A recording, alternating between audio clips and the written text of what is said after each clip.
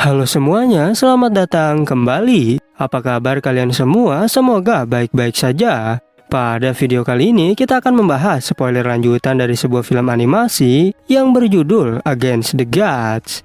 Baiklah, daripada kalian semua penasaran, mari kita mulai saja pembahasan spoiler lanjutan untuk episode kali ini. Tanpa berbasa-basi lagi, langsung saja kita mulai videonya.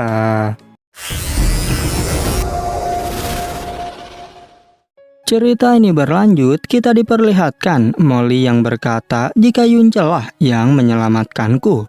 Dan karena dirinya juga, kita berdua bisa bertemu lagi. Xingwu pun sudah tahu tentang hal itu. Apalagi menurut Molly, Yunce dan Xingwu adalah orang terpenting dalam hidupnya. Xingwu bertanya apakah sebenarnya yang ingin kakak ucapkan. Molly menjelaskan jika aku akan menjodohkan kalian berdua. Sehingga mulai sekarang kalian akan menjadi suami istri. Xingwu terkejut mendengar perkataan kakaknya. Bahkan Yunce tak menyangka apakah sebenarnya yang kau bicarakan. Molly menegaskan sekali lagi jika kalian berdua akan menikah hari ini. Yunce kebingungan, mungkinkah Molly sedang bercanda? Tetapi Molly menjawab, apakah menurutmu diriku sedang bercanda? Tetapi Yunce masih tak terima. Bagaimana mungkin kau menikahkan kami begitu saja? Padahal setidaknya masalah ini harus disepakati dulu oleh Xingwu. Molly tak peduli mendengar alasan Yunce. Lagi pula, saat kau menikah dengan Qingyue, bukankah kalian tidak saling mencintai? Apalagi aku sudah tahu sifatmu yang sangat menyukai seorang gadis. Sehingga hal itu membuat Yunce tak bisa berkata apapun. Tak hanya itu, baru berusia 20 tahun, kau sudah memiliki 3 istri dan 4 selir. Bahkan juga memiliki banyak harem lainnya. Oleh karena itu, Molly berpikir jika di dalam hati Yunce merasa sangat bahagia. Sedangkan di luar dirinya hanya berpura-pura malu. Kemudian Molly menyuruh Xingwu untuk pergi ke aula pernikahan sekarang juga. Namun Xingwu tak mau mengikuti perintah kakaknya itu karena ia menganggap jika Molly dan Yunce adalah sepasang kekasih. Sehingga Yunce sudah sepantasnya menjadi kakak ipar saja. Molly menjawab bahwa aku dan dia tak seperti yang kau pikirkan. Lagi pula, ini adalah keinginan paling egois dari kakakmu sendiri. Oleh karena itu, Xingwu disuruh untuk menuruti keinginannya tersebut. Dikarenakan mereka berdua terus menolak, Molly pun segera mengikatnya. Dan ia mulai bersaksi pada langit dan bumi untuk menikahi mereka berdua. Baik saat sulit maupun senang, mereka akan selalu bersama sampai ajal menjemput. Tubuh mereka berdua kini dipaksa bersumpah oleh Molly. Dan Molly menegaskan jika kalian sudah resmi menjadi suami istri. Lalu Molly menyuruh adiknya untuk menyerahkan cincin yang ada di tangannya. Ia memberitahu Yunce bahwa ini adalah cincin peninggalan kakakku sebelum dia meninggal. Sehingga mulai sekarang kau harus melindungi adikku selama sisa hidupnya. Dan aku akan menyerahkan cincin ini kepadamu. Yunce juga disuruh untuk memberikan sesuatu sebagai maharnya. Yunce pun mengeluarkan pedang racun langit yang ia miliki. Dan pedang itu langsung diberikan kepada adiknya. Sekaligus juga sebagai saksi jika Yunce harus melindungimu sepanjang hidupnya. Meskipun begitu, Xingwu menjawab jika aku tak butuh perlindungannya. Karena bagaimanapun juga kakak iparku masih sangat lemah. Namun Molly yang kesal mengingatkan jika dia bukanlah kakak iparmu, melainkan sekarang adalah suamimu. Walaupun demikian, Xingwu masih tak mau menerima pernikahan ini. Oleh karena itu, dirinya segera kabur melarikan diri.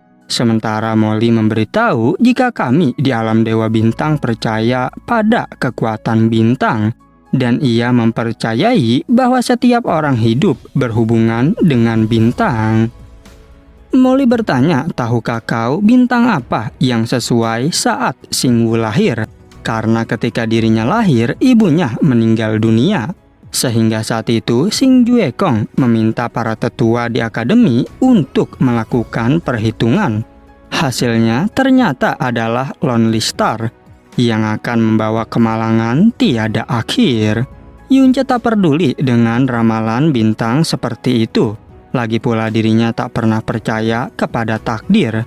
Namun Molly berkata jika Sing Juekong sangat mempercayainya. Tak hanya itu, dia juga justru meninggalkan Sing Wu yang masih bayi di rumah terbengkalai, bahkan membiarkannya mengurus dirinya sendiri. Dan jika ibuku tak mengurusnya, maka Sing Wu akan mati bersama ibunya. Yunce tak menyangka bagaimana bisa Dewa Bintang yang terhormat melakukan hal sekeji itu. Padahal Sing Wu adalah anak kandungnya sendiri. Namun Molly menjawab jika memang seperti itulah kelakuan Sing Juekong. Molly lanjut bercerita tak lama setelah Sing Wu diasuh oleh ibuku. Lalu ibuku ditangkap oleh alam Dewa Bulan hingga bunuh diri. Kemudian kakakku terluka parah dan juga meninggal. Setelahnya bukan hanya Sing Juekong saja, tetapi semua orang mengira jika Sing Wu adalah pembawa musibah. Bahkan Sing Wu sendiri juga pada akhirnya berpikir demikian. Pada saat itu Sing Wu baru berusia 6 tahun dan dia mulai terjerumus ke dalam mimpi buruk yang menyalahkan dirinya sendiri, juga kebencian yang tak ada habisnya. Andai saja Molly tak ada di sisinya pada saat itu, mungkin Sing Wu sudah mengalami gangguan mental. Namun tak lama kemudian, aku juga menghilang di wilayah Dewa Selatan. Molly tak berani memikirkan jika berita tentang kematiannya diketahui oleh alam Dewa Bintang. Karena bagaimana bisa Sing Wu menghabiskan waktunya itu, dan mungkin dirinya akan melakukan hal buruk jika mengetahuinya. Kemudian saat Sing Wu berusia 12 tahun, dia secara aktif dikenali oleh kekuatan ilahi Sirius. Bahkan kecocokannya hampir sempurna. Dan Dewa Sirius juga dikenal sebagai Dewa Kebencian. Semakin besar kebenciannya, maka semakin kuat juga kekuatannya. Yunce terkejut mendengar perkataan itu. Tapi Molly lanjut mengatakan bahwa setelah Sing Wu mengetahui berita tentang kematianku, dia benar-benar menutup diri dalam kebencian. Kebencian terhadap dunia dan kebencian kepada dirinya sendiri. Diketahui susunan pedang dari pedang ketujuh Sirius terdiri dari 8 kata yang berbunyi bumi berduka dan langit terluka. Namun hanya kebencian yang tidak disengaja. Yunce pun membenarkan perkataan tersebut. Oleh karena itu, selalu ada jurang maut di hati Sing Wu, sehingga Molly menyuruh Yunce untuk berjanji agar melindungi adiknya jangan sampai terjatuh ke dalam jurang itu. Yunce berjanji pasti akan melindungi Sing Wu. Sementara di sisi lain terlihat Sing Wu yang sedang sendirian di tepi danau, dan tiba-tiba saja datang Yunce yang menemuinya. Sing Wu langsung menyuruh Yunce untuk pergi agar menemani kakaknya saja. Lagi pula, apa yang kau lakukan di sini? Yunce menjawab bahwa aku datang untuk menemui istri baruku. Yang hal itu tentu membuat Sing Wu menjadi sangat kesal. Tapi seperti biasa, Yunce tersenyum dengan santai. Yunce sudah tahu dari Molly jika Sing Wu menyukai gaun yang indah. Sing Wu pun tersenyum melihat beberapa gaun tersebut, dan ia berterima kasih atas pemberian kakak iparnya itu. Sing Wu bertanya apakah kakakku mengatakan sesuatu yang aneh. Misalnya seperti ada jurang maut di hatiku. Yunce menjawab jika Molly tak berbicara tentang hal itu. Sing Wu sudah tahu meskipun ia bersikap cukup baik, tapi kakaknya masih mengkhawatirkan dirinya. Yang menurut Yunce, jika kakakmu sangat peduli padamu. Sing Wu pun mengerti karena kakakku adalah satu-satunya kerabatku di dunia ini. Yunce menjelaskan jika mulai sekarang aku akan selalu ada untukmu. Yang menurutnya aku lebih dekat dari saudara perempuanmu. Namun Sing Wu menyuruh Yunce untuk pergi saja dan tinggallah bersama kakaknya. Xin berpindah ke portal alam Dewa Bintang. Di sana, Xing Juekong sangat kesal karena sudah 15 hari belum menemukan rahasia tentang Yunce. Tapi tetua Tumi bilang jika itu tak apa-apa, karena selama kita bisa menstabilkan Molly dan juga Xingwu, maka segalanya akan mungkin. Kemudian tetua Tumi menyuruh seorang bawahan agar mengundang Yunce untuk berangkat. Bawahan itu mengerti dan segera melaksanakannya. Sementara di sisi lain, Yunce sedang berbicara dengan Molly. Molly memberitahu bahwa aku sudah pergi selama 3000 tahun, yang merupakan 3000 tahun alam ilahi langit abadi. Dan kau harus mengingat apa yang aku katakan serta harus melindungi Xingwu. Yunce menjawab jika aku bukan hanya melindungi Xingwu saja, tetapi juga aku akan melindungimu. Oleh karena itu, Molly pun langsung bergegas memeluk Yunce. Setelah itu, Molly menyuruh adiknya untuk membawa Yunce pergi.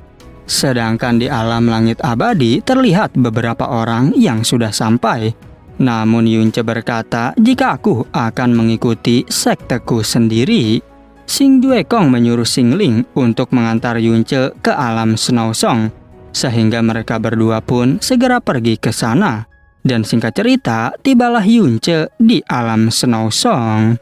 Sesampainya di sana, Yunce memberikan salam kepada senior Bingyun dan juga yang lainnya. Lantas Bingyun mengucapkan jika sepertinya keinginanmu sudah terkabul. Yunce menjawab bukan hanya terkabul saja, tetapi juga aku mendapatkan keuntungan yang tak terduga. Yunce penasaran apakah kita semua akan pergi ke alam Dewa Bulan. Bingyun menjelaskan jika kali ini Dewa Bulan mengundang semua sekte di wilayah timur. Bahkan tak ada batasan jumlah orang yang akan datang. Yunce bertanya mengapa Dewa Bulan membuat pernikahan ini besar-besaran. Bingyun menjawab mungkin karena apa yang terjadi pada Dewa Bulan di hari pernikahan pertama dengan Yue Wugao. Sehingga Dewa Bulan sampai menderita penghinaan yang besar. Oleh karena itu, ia ingin menunjukkan pernikahannya pada dunia saat ini. Xin berpindah ke alam Dewa Bulan di kota Shen Yue. Di sana, seorang pria berkata bahwa bulan ilahi telah muncul di langit. Lantas, Yunce bertanya apakah itu Shen Yue Dangkong. Bingyun memberitahu jika bulan ilahi ada di langit hanya muncul 2 kali dalam sejarah. Yang pertama kali adalah berdirinya dunia ilahi. Yang kedua kalinya adalah ketika alam Dewa Bulan mengumumkan akan menjadi King Realm di wilayah timur. Lalu yang ketiga kalinya untuk ratu baru yang masih misterius. Dan sedikit informasi jika yang akan dinikahi oleh Dewa Bulan adalah Qing Yue. Yang sudah pasti nantinya Yunce bakal ngamuk karena istrinya mau dinikahi. Kemudian Yunce jadi penasaran siapakah Ratu Dewa Bulan yang baru dan seperti apakah wanita yang mau dinikahi oleh Dewa Bulan. Sementara di sisi lain terlihat tempat upacara pernikahan di kota Shen Yue dan ternyata sudah banyak sekali orang yang berkumpul di sana. Po Yun memanggil Yunce dengan penuh gembira. Ia bertanya, apakah kau sudah mempelajari teknik Stargate Broken Shadow? Karena dirimu telah berada di alam Dewa Bintang selama setengah bulan. Po Yun penasaran apakah Yunce diajarkan langsung oleh Dewi Molly. Karena menurut rumor jika Dewi Molly sangat menakutkan. Apalagi gelarnya saja sebagai Dewi Pembantaian Surgawi. Setelah itu datang Mei Yin yang langsung memanggil calon suaminya. Yang hal itu tentu membuat Yunce menjadi terkejut. Terlebih lagi, Raja Qianheng memanggilnya sebagai menantu tersayang. Tanpa berbasa-basi, Mei Yin langsung memeluk Yunce. Sedangkan Yunce dan Po Yun memberikan salam hormat kepada sang raja. Namun, Raja Qianheng menyuruh Yunce untuk tak perlu memanggilnya sebagai senior. Dan ia menyuruhnya untuk panggil saja sebagai ayah mertua. Setelah itu, Raja Qianheng mengajak Yunce untuk ikut dengannya ke alam langit abadi. Dan mereka akan pergi setelah acara pernikahan ini selesai. Yunce juga dilarang untuk pergi sebelum memasuki Mutiara Langit Abadi. Raja Qianheng sudah tahu jika beberapa orang tak ingin Yunce berhasil memasuki Langit Abadi, terutama adalah Dewi Ying'er, putri dari Dewa Fantian. Oleh karena itu, Yunce pun berterima kasih atas peringatannya. Tak berselang lama, terlihat Dewi Ying'er dari kejauhan yang juga sudah sampai. Dan pada akhirnya, spoiler untuk episode 120 pun bersambung. Oke, cukup sekian. Terima kasih untuk video kali ini dan sampai jumpa di video berikutnya.